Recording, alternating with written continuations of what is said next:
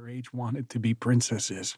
My daughter wanted me to black out her teeth and draw stubble on her cheeks, and I did it.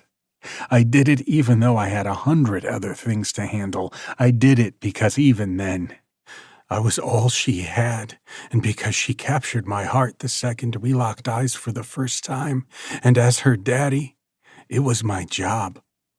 I would have done anything for her. Her chest is barely moving, but I hear the soft intake of air in and out of her lungs. That's all I need to know to keep me motivated. She's breathing, I announce, and the touch of my fingers to the inside of her wrist reveals a shuddering pulse. All the air leaves my lungs, the pressure in my head making me lightheaded. Relief floods my veins. She has a pulse, but that doesn't mean anything. We need to get her to the hospital now. I couldn't keep her safe, could I? The one thing she needed most, it was beyond me. I let her down. Failed her. What kind of father was I if I couldn't even protect my own daughter? Romero's gaze collides with mine, eyes wild, his features frantic. Placing his trembling hands on both sides of her face, he peers down at her.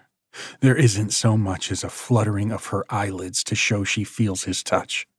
My thoughts are everywhere, my mind an endless fishbowl. There's something missing, something that bangs like a gong, vibrating at the back of my skull. Bianca. Where's Bianca? I yell into the vast space. My head swings back and forth, my eyes searching in vain for her. The sick fucks who did this cleaned out the warehouse, taking everything besides the bloody crate and the bodies of a few of my men who are now being gathered together and dragged across the floor.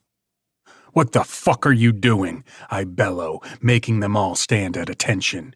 Where's Bianca? Their expressions all mirror confusion. We did a perimeter check, sir. There's no one else here. At least that's alive. My heart sinks into my stomach. Lower and lower, it falls until I swear it feels like it's going to jump out of my chest. Find her! Look again. I want you to search every inch of the property. I order, my voice frantic, my mind racing. Romero meets my gaze. She's not here. If she were, they would have told you by now. She has to be. Where else could she be? I can't breathe. I can barely speak. First Tatum, now Bianca. It's not possible. They didn't take her. Find her! I'm nearly shrieking, and I know, even in the haze of frenzied horror, that I'm closer to losing my grip than I ever have been. The room spins around me, and I try to breathe, but it doesn't feel like I'm getting any oxygen into my lungs. Where is she? Where did they take her? Boss, I know you're worried about Bianca, but we need to get Tatum to the hospital now. Someone hit her in the head. She could have swelling or something worse.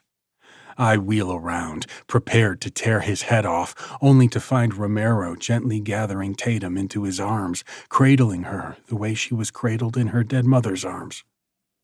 Amanda, she's dead. Still, the reminder doesn't allow me to feel anything. I'm numb, cold from the inside out. Think. There's a storm raging in my head that I need to calm. I can't afford to lose my grip on reality when my daughter needs me. They all need me. Rationally, I know he is right. Tatum might have sustained injuries that we cannot see. Get her in the car, I order Romero before shouting to the men. I want the entire area searched for any signs of Bianca before you dispose of the bodies.